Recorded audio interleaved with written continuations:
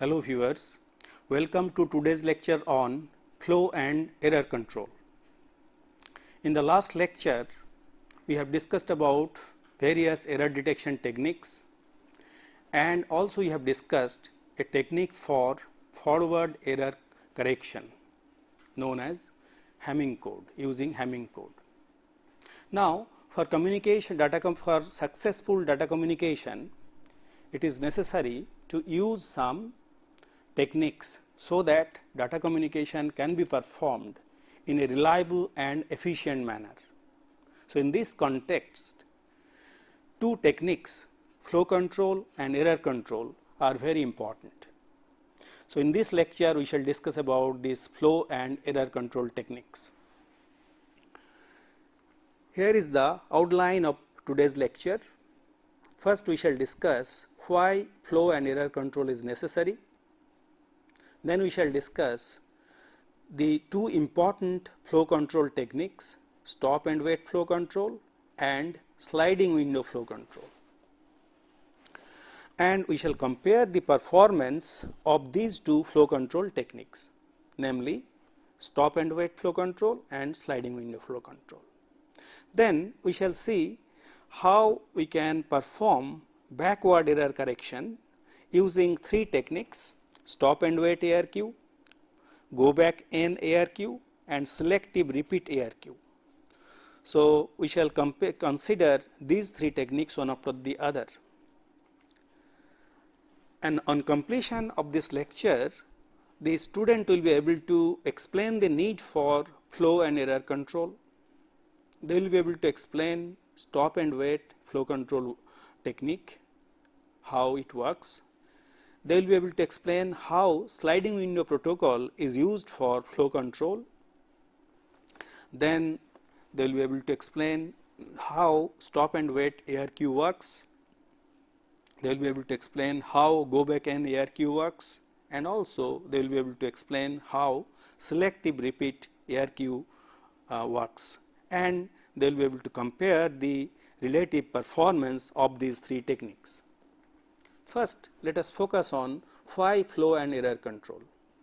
As I mentioned, for successful data communication, we have to use certain techniques. Now, we know that for data communication, we require at least two devices or two machines. One is sender, another one is receiver. And we require a great deal of coordination between these two devices or machines for reliable and efficient data communication. Let us see what are the constants involved in it. First of all, the one constant is both sender and receiver have limited speed. That means they will require some time to receive data, to process data and to store data. So, some limited, because of limited speed, it will involve some time. Similarly, both sender and receiver have limited memory or storage capability, and usually it is known as buffer, because whenever data communication takes place, usually the data that is being received is temporarily stored in memory or called buffer. So, that capacity is limited. So, under these constraints, the requirements are: a fast sender should not overwhelm a slow receiver, which must perform a certain amount of processing before passing the data onto the higher level software. That means after the data is received, the receiver has to do some processing before it can pass on to next higher level software or store it in the permanent memory. Now, we know that there are different kinds of machines. For example, a server, usually a high-end machine which can perform processing at a higher speed. On the other hand, a client or a receiver can be a little low-end machine, and obviously its speed or processing capability is lower compared to the server. In such a situation, the sender should not at such a rate that the receiver is overwhelmed. So, we have to protect the receiver from being overwhelmed, and for that purpose the sender must send data in a very controlled way, because unless it is sent in a controlled way, there will be overflow from the buffer or information will be lost. That controlled way is known as flow control. That means you will see that the receiver will send some acknowledgement before the sender sends some data. By that, by using that kind of coordination, the flow control, that overwhelming can be overcome, and data communication will take place successfully without any loss of information. Also, another requirement is, if error occurs during transmission, it is necessary to devise mechanism to correct it. We have already discussed the error detection techniques and also one forward error correction technique using Hamming code. But commonly forward error correction technique is not used. The most commonly used technique is that the receiver will check the received data. If an error is found, it sends the information to the sender that error has occurred in the received data. Then the sender will retransmit the data again, and these techniques are known as backward error correction or error control techniques. So, we shall for reliable and efficient communication, we have to perform flow and error control. So, in this lecture we shall discuss about these techniques. First, we shall focus on the simplest flow control technique, the stop and wait flow control. Although this flow control and error control are performed in an integrated manner, but for the sake of understanding, we are considering it one after the other. Usually they are performed in an integrated manner, as we shall discuss later. Now, in this stop and wait flow control, the source transmits a data frame. That means sender transmits a data frame, and after receiving the frame, the destination, that means the receiving end, indicates its willingness to accept another frame by sending back an acknowledgement frame. So, the receiver, after receiving that frame, will send an acknowledgement, and it will indicate that a frame has been received already. So, another frame can be, it is ready for receiving another frame. The source must wait until it receives the acknowledgement frame before sending the next data frame. This is the basic idea behind the stop and wait flow control. Let us see how it really works with the help of this animation.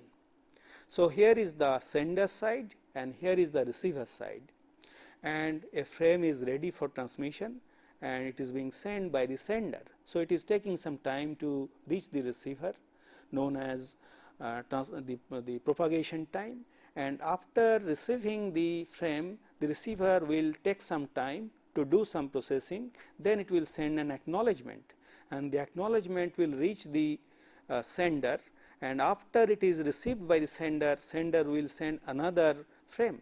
So, you see there is a waiting time involved before another frame can be sent.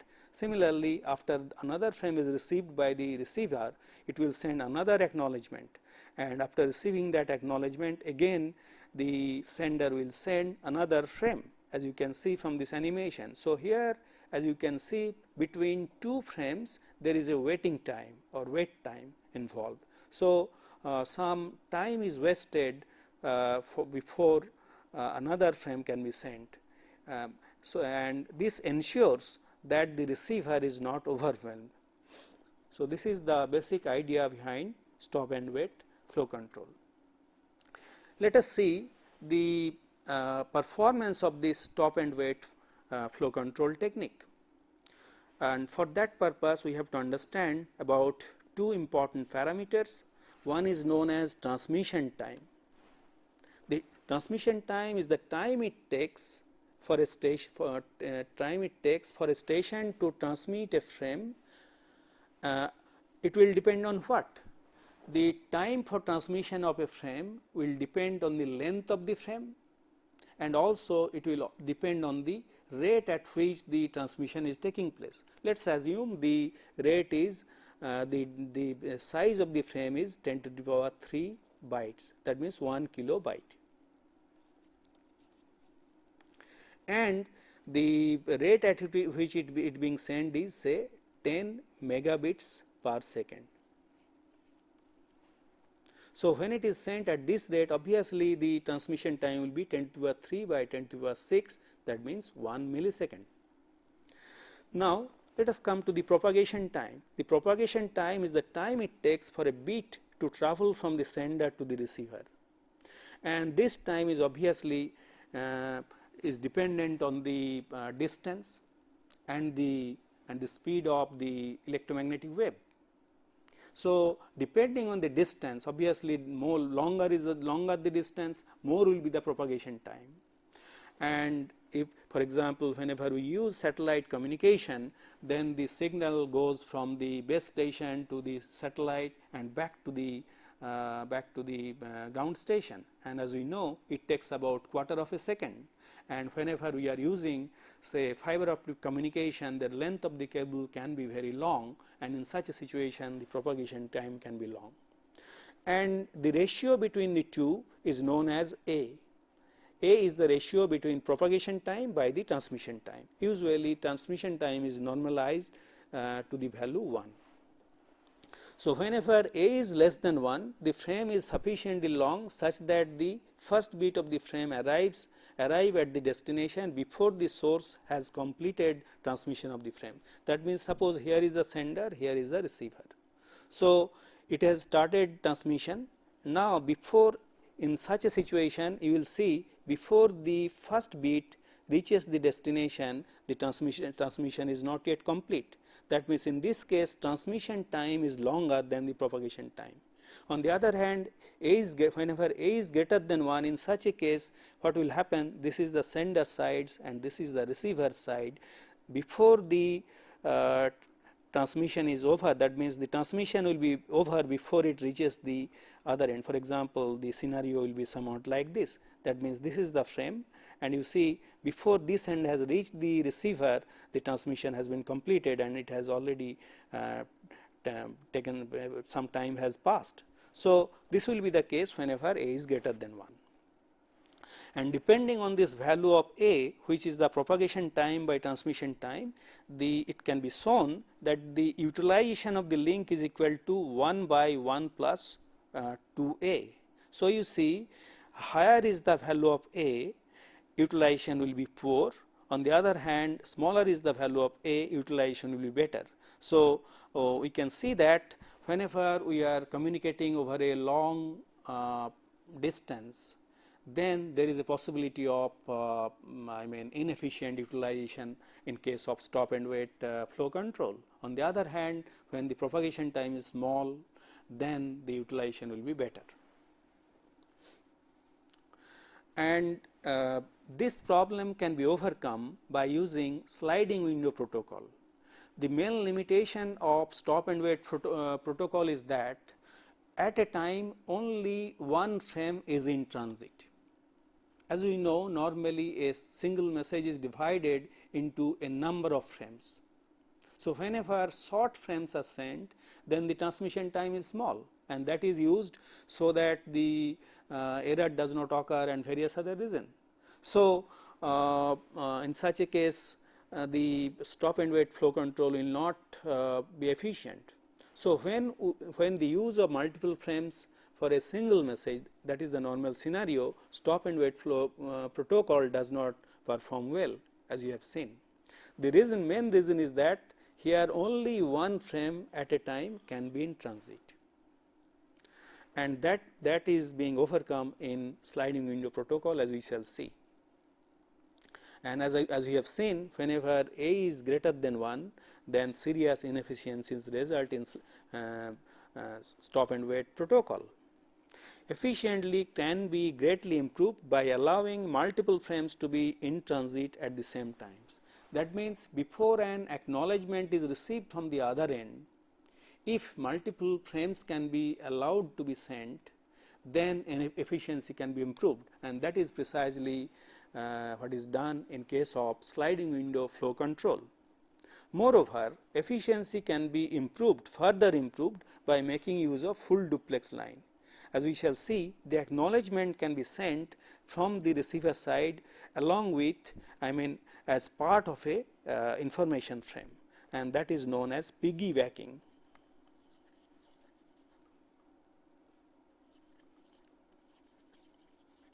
So, piggybacking technique is used. We shall explain about it in details, and which will improve the efficiency of the transmission. Let us see how the sliding window protocol works.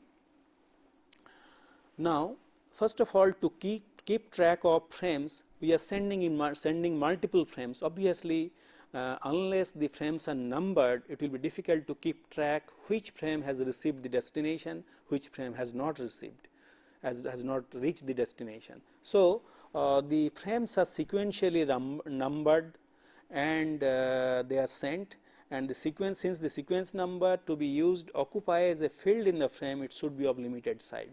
Obviously, the sequence number should be part of the frame.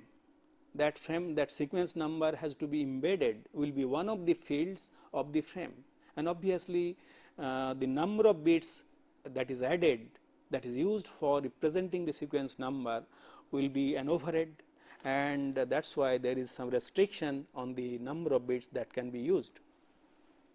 If the header of the frame allows k bits, then the sequence number range is from 0 to 2 to the power k. That means, there is a possibility of having 2 to the power k numbers with k bits whenever you are using k bits for representing the sequence number. Sender maintains a list of sequence number that is allowed to be sent. That means, a window is maintained at the sender's end. It is essentially the number of frames that can be sent, say starting with say 0, and then if you are using 7 bit, it can be up to 0, 1 to 7. However, all the this you will see that the window size is usually not 2 to the power k, but 2 to the power k minus 1 less than this. That means, it has to be 1 to 6. And then that means, this is the range of frames which can be sent from the receiver without receiving an acknowledgement. And the sender is provided with a buffer equal to the window size. That means, sender is having a buffer to store all these frames, and then they are sending one after the other. And similarly, at the receiving end, a window is also maintained, but the size of that window is equal to 1. The receiver acknowledges a frame by sending an acknowledgement frame that includes the sequence number of the next frame expected. That means, suppose frame 0 has been received by the receiver, then it will send an acknowledgement like this ACK1. That means, the frame that it is expecting next. So, in this way, it is the this explicitly announces that it is prepared to receive next n frames beginning with the number specified. That means, with this number 1, that means 1, 2, 3, in this way up to starting with 1 to n minus 1 frames to the power k minus 1 frames it can receive one after the other. So, this readiness is conveyed by the receiver. This scheme can be used to acknowledge multiple frames. So, it is not necessary that for each frame received by the receiver, it has to send an acknowledgement. It is possible to send a single acknowledgement for a number of frames. And how it can be done? Let us see. Suppose it has received 3 frames 2, 3 and 4, but withhold acknowledgement until frame 4 has arrived.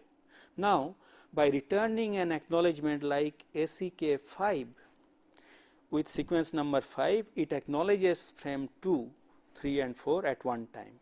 That means, by sending a single acknowledgement ACK 5, it serves the purpose of acknowledgement for 3 frames, namely 2, 3 and 4, and obviously the sender will now transmit the frame number 5, frame 5. And in the receiver, as I said, since the window size is 1, it will require a buffer of size only 1, because at a time it is receiving 1 frame and then passing it on to the next higher level. Let us see how it actually works. So, as you can see here, we are using k is equal to 3. So, our window size is 2 to the power k minus 1, that is 7. So, here you can see 0, 1, 2, 3, 4, 5, 6. This is the window at the sender's end. On the other hand, at the receiver's end, the window is only 1. So, it is now ready to receive the frame 0, and the sender sends the frame 0, and as it sends the frame 0, as you can see, the window is shrinking by 1. That means, now it has got 6 more frames to send, starting with 1, 2, 3, 4, 5, 6. So, when a frame is sent, the window shrinks. On the other hand, as we shall see, when an acknowledgement is received, window is expanded on this side.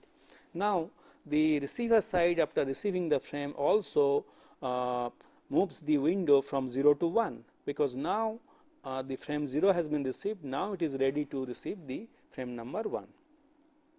So, frame number 1, as it is sent, again the window shrinks by 1. So, 2, 3, 4, 5, 6. These are the frames which it can now send. Now, suppose the receiver side send acknowledgement ACK 2. That means, it is now ready to receive the frame 2.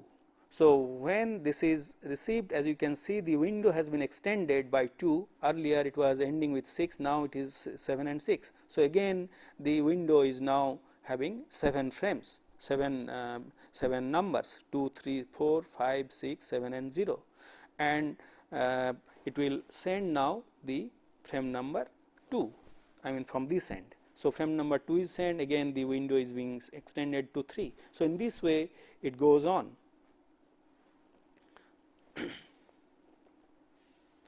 Now, I mentioned about that a piggybacking technique is used whenever 2 sides are communicating with each other, and another point is the maximum window size need not be equal to 2 to the power k minus 1. This is the limit or maximum size that can be used.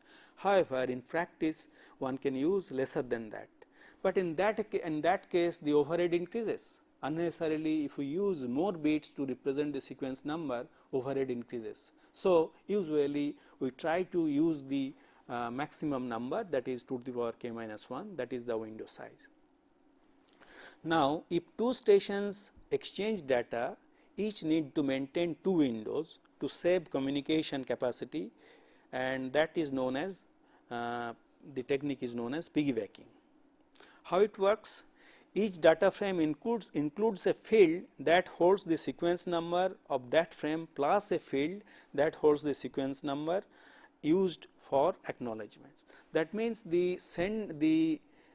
each side will have 2 fields. One field is the sequence number, that is the frame number,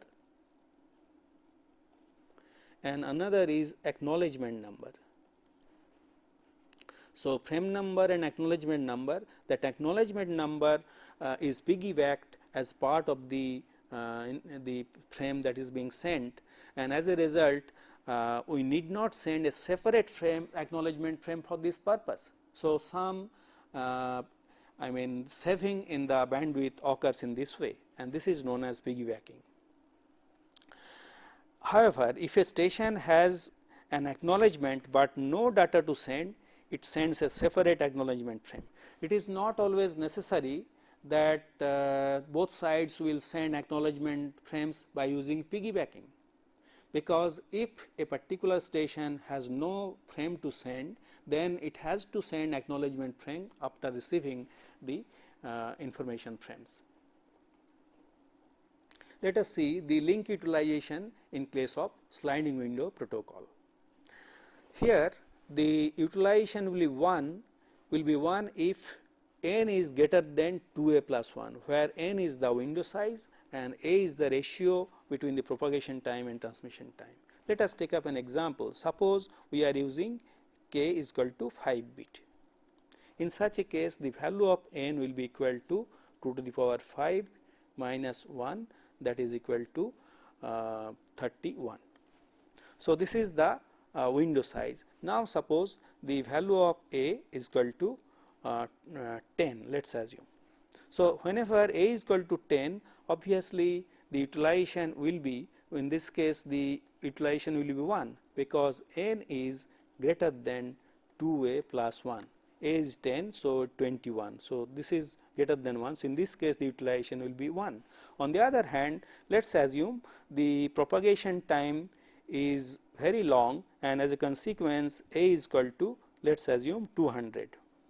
That can happen in satellite communication. So whenever that happens, the utilization will becomes equal to 30, that is your n is equal to 31 by 1 plus 400.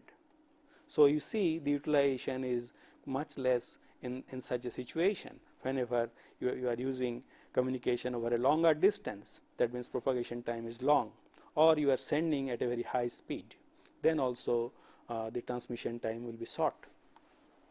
So you see that whenever n is greater than 2a plus 1, in such a situation sliding window protocol is capable of sending continuously almost without waiting, because we have seen that it maintains a window. Before the window is exhausted, all the frames of that window is transmitted, it receives an acknowledgement, and so it keeps on expanding the window in one direction. So in this way continuous flow of traffic is possible if the value of n is chosen in such a way that it is greater than 2a plus 1. So you see that link utilization can be significantly better in case of sliding window protocol. Now let us focus on error control.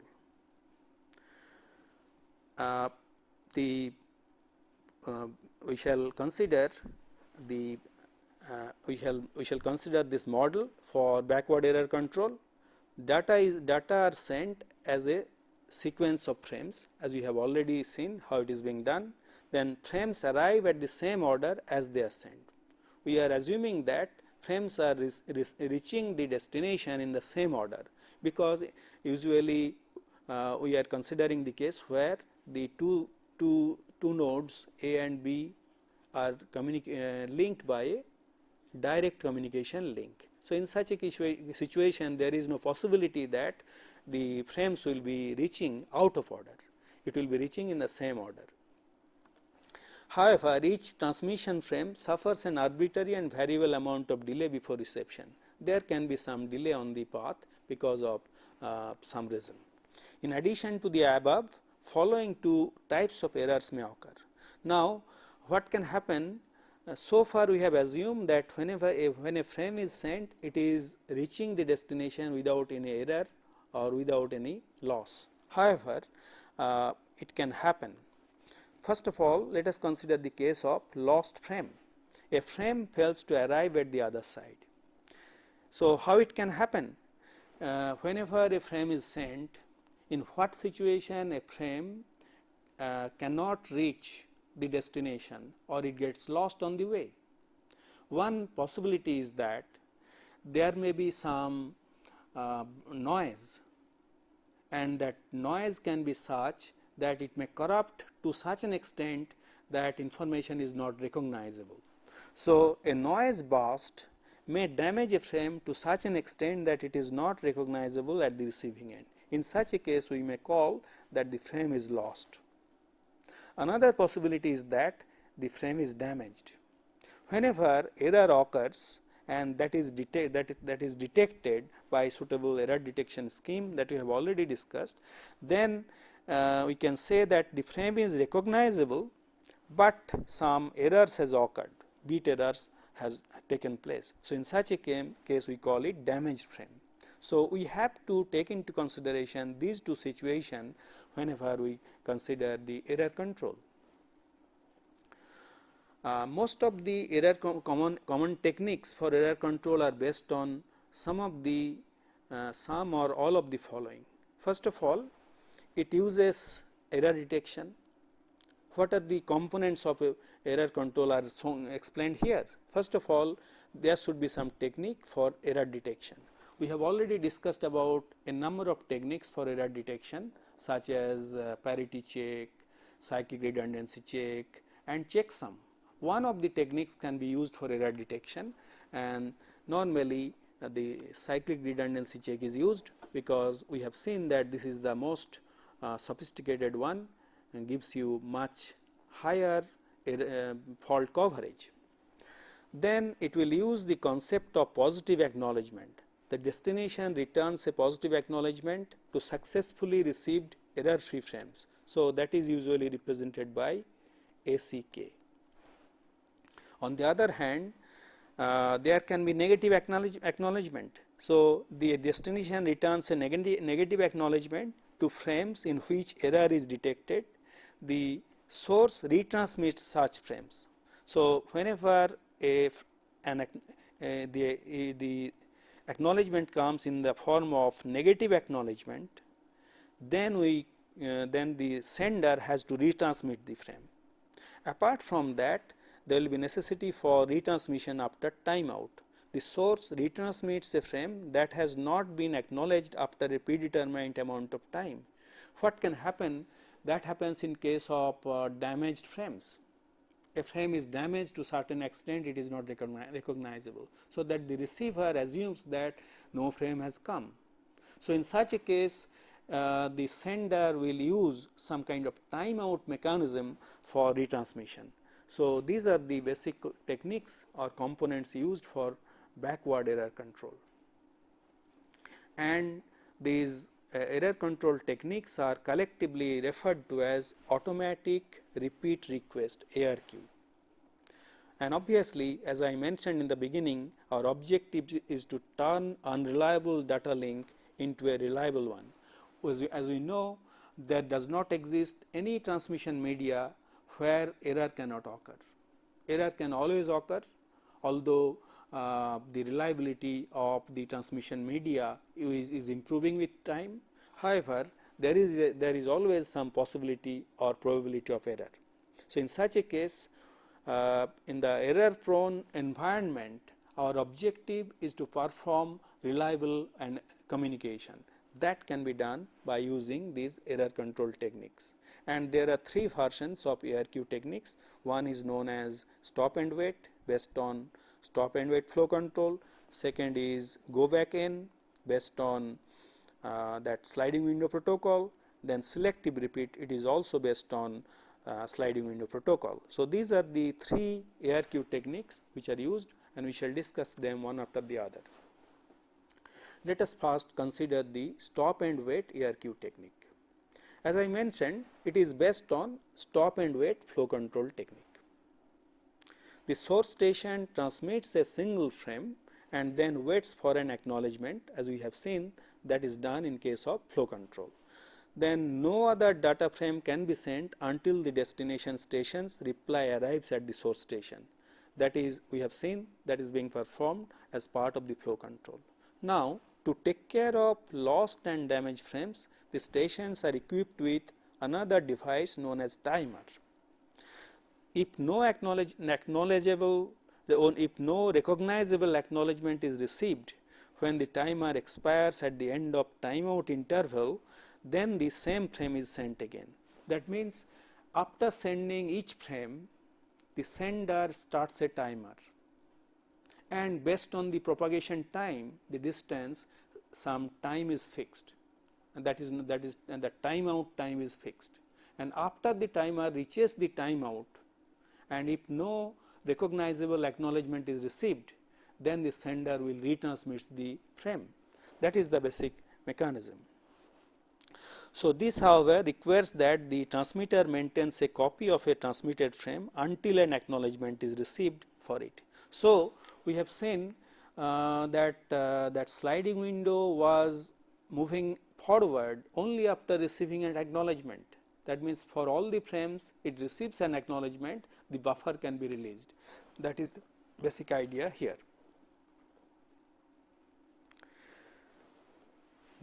However, there is a possibility that acknowledgement frame is also damaged. So, in this case also the sender will time out and resend the same frame. Now, there is a possibility that whenever the acknowledgement is damaged or lost, then the receiver, the sender will retransmit it. So, there is a possibility that receiver receives the same frame twice. How do you overcome that? That can be overcome by using a modulo to numbering scheme. What is done? The frames are sent alternately as frame 0, then frame 1, then again frame 0, alternately this is done. So, if frame 0 is acknowledgement of frame 0 is lost, frame 0 will be transmitted. So, there is no possibility of confusing with the next frame, because next frame will be frame 1. So, by using this numbering, the possibility of receiving duplicate frame is avoided. Similarly, the acknowledgements are also numbered in this way. For example, as an acknowledgement of frame 0, it will be SEK 1, and as an acknowledgement of frame 1, it will be SEK 0, and then again acknowledgement of next frame frame 0 will be SEK 1. So, this is how it goes on, and this is shown with the help of this diagram. As you can see, the here a frame is sent, frame 0, and in response to that the receiver will send an acknowledgement SEK 1, then the transmitter or sender will send frame 1. In response to that, the receiver will send an acknowledgement SEK 0, and after receiving that acknowledgement it will send another frame 0, but these two frames are not same, they are different frames. They are numbered alternately, sequence number is numbered alternately in this manner. And why, you may be asking, why you are using modulo 2 numbering? The reason for that, you require only one bit. So, the overhead is much less here. Only one bit is required for numbering the frames. Now, you see this frame is reached with error. So, receiver detects error in it. So, a NA key 0 is sent, no acknowledgement 0. So, in this, after receiving that, the transmitter will send that frame 0 once again. So, now it receives that frame in correct form. So, it sends an acknowledgement SEK 1, and then the receiver will send, the sender will send the frame 1. So, this goes on in this manner. Now, let us consider the situation when a frame is lost in transit. As I mentioned, a frame may get damaged to such extent that it is not recognizable by the receiving end, and in such a case we call it lost frame. So, we see that frame 0 is being sent to the receiver, and it is an acknowledgement is sent, and another frame is sent, and however this frame is damaged, and as a result this frame is lost, and we can see there is a timer which times out, and after the timeout is reached, the same frame is retransmitted. So, frame 0 is again retransmitted whenever the frame is lost and the timer is after the timeout time is reached. So, we see I have shown only in this case, but it happens for all the cases. Now, let us consider the case of lost acknowledgement. In the previous case we have seen the lost frame, but here we see the lost acknowledgement. So, frame is reaching without any problem, but the acknowledgement is now lost, timer is proceeding, and as the timeout is reached, again the frame 0 is sent. So, this is how retransmission takes place in case of stop and wait ARQ technique. The main advantage of stop and wait ARQ technique is that it is very simple, and also it requires a minimum buffer size of 1, and also the number of bits required is 1. That means the number required for representing the sequence number is 1. So, in both cases 1 is 1. So, it is minimum. However, the disadvantage is that it is highly inefficient use of the communication links, particularly when A is large, because the efficiency will be same as that stop and wait flow control. So, we find that stop and wait ARQ technique is not very efficient. How it can be overcome? Obviously, it can be overcome by using the technique of sliding window protocol for ARQ, and this is known as go back N ARQ. Why the name go back N ARQ is given will be clear very soon, and this is the most commonly used technique. Basic concept is a station may send a series of frames sequentially up to a maximum number. Maximum number is essentially decided by the window size. As we have seen that say you are using k is equal to 3, in such a case the window size is 7. So, the numbers are 0, 1 and up to 7, up to 6. So, so many frames can be sent without receiving an acknowledgement. So, 0, 1, 2 and all these frames can be sent and without receiving any acknowledgement. That is the one idea. The number of unacknowledged frames outstanding is determined by the window size using the sliding window flow control technique, as we have already explained.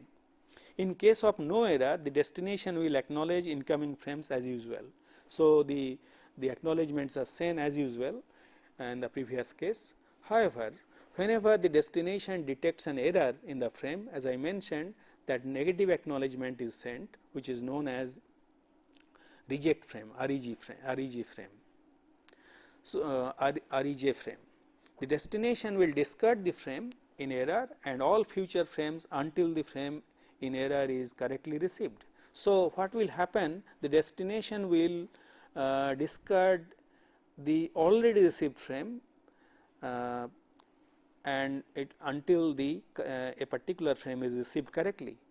The source station on receiving an REJ reject frame must retransmit the frames in error plus all the succeeding frames. Let us see how it actually works. So, here it is explained with the help of this diagram. Frame 0 is sent. So, here it reaches correctly. Frame 1 is sent, then frame 2 is sent by the sender, and you can see for all these 3 frames a single acknowledgement is sent as ACK 3. Now, the transmitter is keeping on sending 3, then it is sending 4, then it is sending 5. Unfortunately, the frame 3 has reached with error, and as a result the receiver sends a negative acknowledgement NAK 3, and at the same time what it does, it discards the frame 4 and frame 5. It is not, because it has got only one buffer. So, there is no possibility, since the receiver is having only one buffer, it cannot really store the subsequent frames. If a frame is not received correctly, then all the subsequent frames are discarded. So, frame 4 and 5 are discarded. Now, you see the transmitter will start sending frame 3, 4 and 5. So, you see that is why it is called go back N. So, it is going back to 3 and again retransmitting 3, 4, 5. So, 3, 4, 5 are sent and they are being received one after the other at the receiving end. So, the name go back N is coming from this. We see here, although the transmitter had sent up to 5, it is going back to 3 and again then it is retransmitting 3, 4 and 5. So, in this way it proceeds. Now, let us consider what happens in case of lost or damaged frames. Here frame 0 is being sent, then frame 1 is being sent and frame 2 is now lost. Since frame 2 is lost, and after the frame 3 is received by the destination, it will be discarded because it is waiting for frame 2. The window that it was having was showing 2. So, it can receives only frame 2, no other frame can be received. So, here the frame 3 is discarded. At the same time, it sends one negative acknowledgement NAK2, and after receiving that NAK2, the sender will again send 2, 3 and 4 because it is using go back N ARQ technique. So, how the lost frames are tackled is explained here. Let us see how the lost acknowledgement is tackled.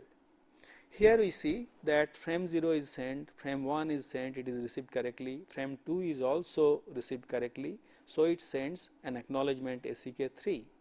That means, it is asking the frame 3 to be sent, and it is lost unfortunately. So, after sending frame 0, it has not received an acknowledgement. So, it keeps on it has already started a timer, and it reached the timeout at this point. Since no acknowledgement is received within this period, it starts retransmission starting with frame 0. So, frame 0, frame 1 and frame 2, these are all sent one after the other to the receiving side. So, this is how in go back N ARQ protocol a lost acknowledgement is taken care of. Let us see the window size limit in case of go back N ARQ. Let us assume full duplex transmission is going on. The receiving end sends piggybacked acknowledgement by using some number in the acknowledgement field of the data frame. Let us assume a 3-bit sequence number is used, and obviously the window size can be up to 8. So, it can be 0 to 7. Now, suppose that a station sends frame 0 and gets back receive request 1, that is essentially this is acknowledgement 1. Then the sender sends frame 1, 2, 3, 4, 5, 6, 7 and 0 and gets another RR1. So, it has received 2 RR1. Now, this might either mean RR1 is the cumulative acknowledgement or all 8 frames were damaged. So, the transmitter will be puzzled. So, if all are damaged and lost, then obviously this RR1 corresponds to the first 0, that means before this the frame 0 was sent, it corresponds to frame 0. On the other hand, if it is not damaged, then this RR1 can correspond to the next frame after this 0. So, this can be either for this or the next frame after 0. So, which one has to be considered, the transmitter gets confused. This ambiguity can be overcome if the maximum window size is limited to 7. That means, if the window size is limited to 7, that means 0 to 6, this problem will not arise. It can be very easily proved. That is why whenever k-bit sequence number is used, the window size is limited to the power k minus 1 in case of go back N ARQ. Let us see the case for selective repeat ARQ technique. In this case, only those frames are retransmitted for which negative acknowledgement has been received, and this negative acknowledgement is referred to as SRJ, selective reject, or timeout has occurred. In either case, only that frame is sent. We have seen that in case of go back N, the transmitter is going back to some previous number and it sends a number of frames which were already retransmitted. That is not done in case of selective repeat ARQ. And as a consequence, it is more efficient than go back N ARQ. The receiver, however, in this case receiver requires storage buffer to contain out of order frames until the frame in error is correctly received. In case of go back N, we have seen the receiver requires only one buffer. However, in this case the number of buffers required will be more than 1. the sender also will require buffers more than one, receiver also will require buffer more than one. Moreover, the receiver must have appropriate logic circuitry needed for reinserting the frame in the correct order. Transmitter is also more complex because it must be capable of sending frames out of sequence, because in both cases out of order frames are to be handled. Let us see with the help of this animation. Frame 0 is being sent by the transmitter, and after receiving this frame, the transmitter is sending another frame, frame 1 now, and then frame 2, and however the frame 2 reaches the destination with error, some bits get corrupted. So, obviously the sender will send a negative acknowledgement, although the transmitter will keep on sending subsequent frames. We see that negative acknowledgement is reaching now the destination. So, the frame 2 has to be sent by the retransmitted by the sender, and before that already frame 3 and frame 4 have been sent.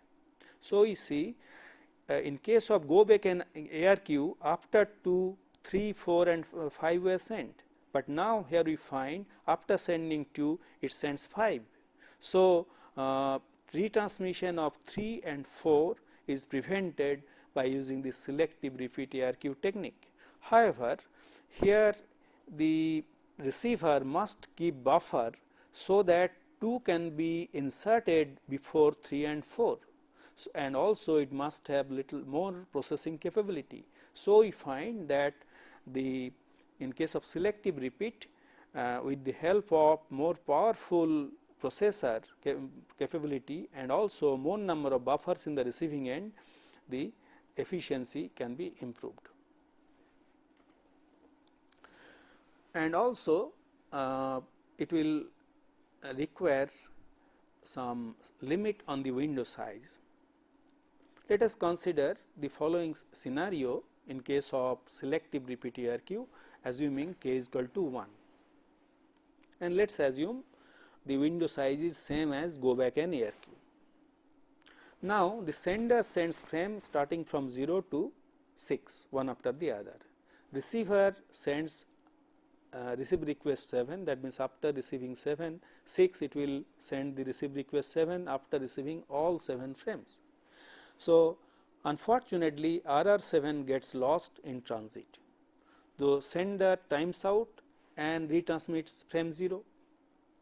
So, since it was waiting for acknowledgement for these frames, they are not received, so it will send frame 0. However, the receiver already has received all the 7 frames. It was also waiting frame 0, but not the frame 0 of the previous one, but the next one.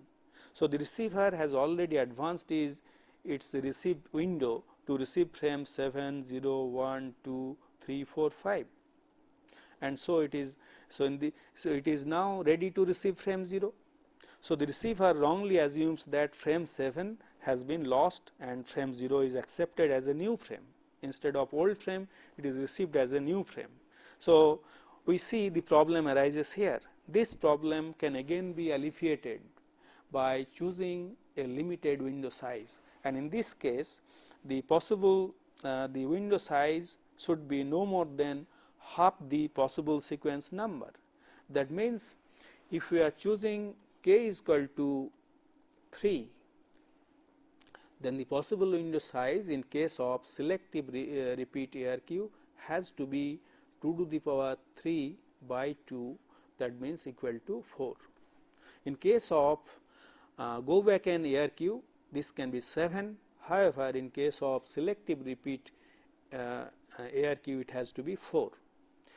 And moreover, in case of both for receiver and transmitter, we require more number of bits here, because you know that it has to be to the power k by 2. Suppose we are having a window size of 7. For window size 7, in case of go back and ARQ, the number of bits required is 3. On the other hand, for selective repeat ARQ, the number of bits required will be 4. So, for the same window size, go back the selective repeat ARQ technique will require more number of bits for numbering the frames.